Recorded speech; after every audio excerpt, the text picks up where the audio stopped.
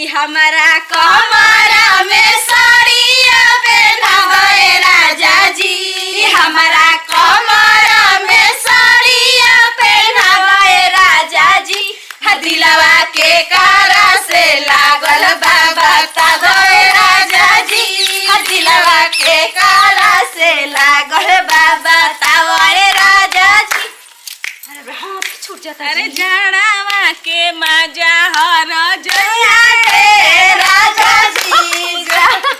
अरे बाप रे आई तो भैया किस अरे जड़ा के रजाई कोने के हर जाई कोने रजाई आज मेरा मां रजाइया कहली हां जड़ा के मजा हर जया ये हां कहीं जी अच्छा रात रे। अरे जड़ावा के मजा हर जया